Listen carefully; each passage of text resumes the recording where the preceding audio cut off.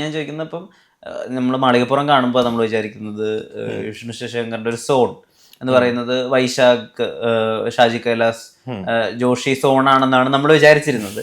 പക്ഷെ ഇപ്പോ കേൾക്കുമ്പോൾ തോന്നുന്നു, എനിക്ക് തോന്നുന്നു കുറച്ചുകൂടി സത്യനന്ദിക്കാട് രാജസേനൻ സോണാണ് ഇഷ്ടപ്പെടുന്നത്.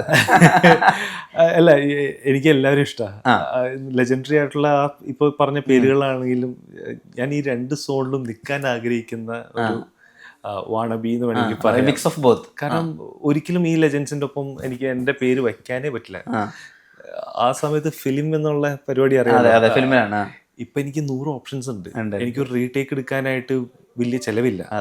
ഡിലീറ്റ് ചെയ്താൽ നമുക്ക് ഒന്നുകൂടി റീടേക്ക് എടുത്ത് പോവുകയും ചെയ്യാം.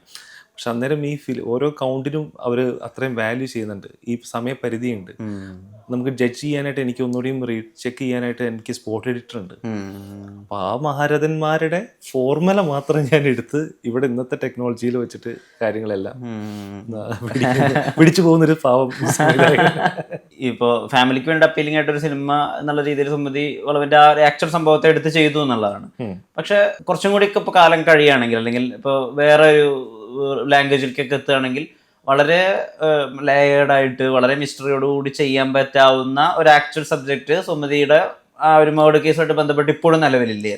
അതിപ്പോ എന്റെ ഡ്രൈവിൽ വരാത്തൊരു ഏരിയയായി മാറിയിരിക്കുകയാണ്. മേ ബി എനിക്കറിയില്ല, ചിലപ്പോൾ ഇൻ ഫ്യൂച്ചർ ഞാൻ എനിക്ക് അതിനോടൊരു താല്പര്യം വന്നാൽ ഞാൻ ചിലപ്പോൾ ഒരു പക്ഷേ അതും പിടിക്കും. പക്ഷെ ഹിറ്റ് ആവണമെങ്കിൽ ഒരു പ്രീക്വലായിട്ടൊക്കെ നോക്കാം. അയ്യോ, പ്രീക്വലും നമ്മൾ എന്റർടൈൻമെന്റ് പോലെ ആയിരിക്കും.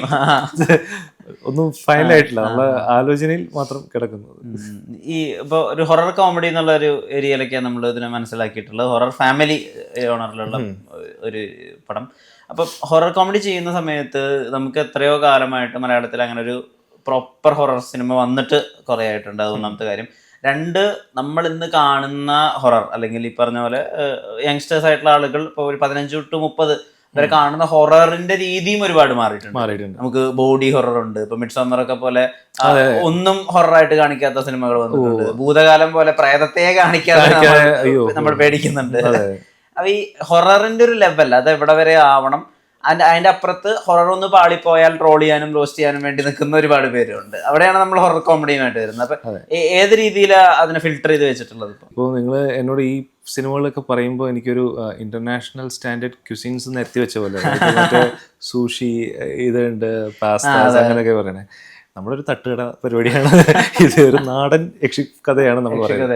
അത് ഇഷ്ടപ്പെടുന്ന ആൾക്കാരുണ്ട്. അപ്പോൾ അവർക്ക് വേണ്ടിയിട്ടുള്ള ഒരു പരിപാടിയായിട്ടാണ് ഞാൻ വരുന്നത്. രാഹുലിന്റെ ബ്രഹ്മയുഗമാണെങ്കിലും ഞാൻ ഏറ്റവും കൂടുതൽ മോസ്റ്റ് റിപ്പീറ്റഡ് ആയിട്ട് തിയേറ്ററിൽ പോയി കണ്ട ഒരു സിനിമയാണ്. കാരണം എന്നെ അത്രയ്ക്കും ആസ് എ ഫിലിം മേക്കർ എന്നെ ഇൻഫ്ലുവൻസ് ചെയ്തേക്കുന്നത്. എൻ്റെ മനസ്സിലും അങ്ങനെ ഒരു സിനിമ ചെയ്യണം എന്നുള്ള ഇത് ഡ്രൈവ് ഭയങ്കരമായിട്ടുണ്ട്. പക്ഷെ ഒരിക്കലും ഉടനെ ആ പരിപാടിക്ക് പോകുന്നില്ല, അറ്റംപ്റ്റ് ചെയ്യില്ല. കാരണം ഒന്നില്ലെങ്കിൽ ഞാൻ അത് എൻ്റെ ഓൺ പ്രൊഡക്ഷനിൽ ഞാൻ തന്നെ ഞാൻ കാരണം ആ ഒരു എക്സ്പെരിമെന്റ് കാരണം ഇപ്പോൾ വർക്കായാൽ ഭീകരമായിട്ട് വർക്കാവും, വർക്കായില്ലെങ്കിൽ അതിന് ഫുൾ ഉത്തരവാദിത്വം ഞാൻ തന്നെ ആവണമെന്ന് എനിക്കൊരു ഇതുണ്ട്.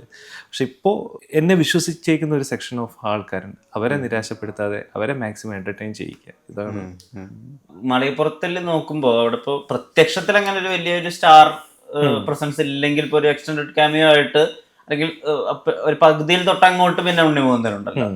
ഇവിടെ നോക്കുമ്പോൾ താരങ്ങളുണ്ട്, ഇല്ല എന്നല്ല ഞാൻ പറയുന്നത്. പക്ഷെ ഇതൊരു സ്റ്റാർ സ്റ്റഡഡ് ആയിട്ട് ഒരു മാസ് ഇമ്പാക്ട് ഉണ്ടാക്കാൻ പറ്റാവുന്ന സിനിമയല്ല. ഇവിടെ തമാശകൾ വർക്കാവണം, ഇവിടെ ഫാമിലി ഇമോഷൻസ് വർക്കാവണം, ലവ് വർക്കാവണം, ബ്രേക്കപ്പ് വർക്കാവണം. എന്ന് പറഞ്ഞാൽ മാളികപ്പുറത്തെ വെച്ച് നോക്കുമ്പോൾ in terms of story telling Sumathi വളവല്ലേ കുറച്ചുകൂടി റിസ്കി?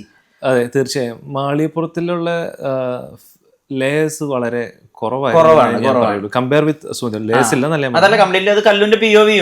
അതെ, കല്ലു എന്നുള്ള കുട്ടി പോകുന്നു, അവളുടെ സ്വപ്നത്തിൽ കണ്ട ഒരു സ്ട്രേഞ്ചർ അവളുടെ റിയൽ ലൈഫിലേക്ക് വരുന്നു. അത് അയ്യപ്പനാന്നുള്ളൊരു ബിലീഫ്, അങ്ങനെയൊക്കെയുള്ള ഒരു ഫാന്റസി എലമെന്റ് ആണ്. ഇതെന്ന് പറയുന്നത് ഒരുപാട് ക്യാരക്ടേഴ്സിന്റെ ഉള്ളിലൂടെ പോകുന്ന, അവരുടെ ഇടയിൽ പോകുന്ന, അല്ലെങ്കിൽ അവരുടെ എല്ലാവർക്കും കോമൺ ആയിട്ടുള്ള ഒരു ഫാക്ടർ എന്ന് പറയുന്നത് ഈ ഒരു വളമാണ്. അതിൽ പ്രോട്ടോഗോണിസ്റ്റ് ആയിട്ട് നിൽക്കുന്നത് നമ്മുടെ അർജുൻ അശോക് ആണെങ്കിലും കഥ പറയുന്നത് സൈജു കുറുപ്പിന്റെ പെർസ്പെക്റ്റീവിലായിരിക്കും. അതായത് ആക്ച്വലി സൈജു കുറുപ്പ് ഈ സിനിമയിൽ എന്ന് പറയുന്നത് നമ്മുടെ സിനിമ കാണാൻ വന്നിരിക്കുന്ന ഒരു ഓഡിയൻസ് ആണ്.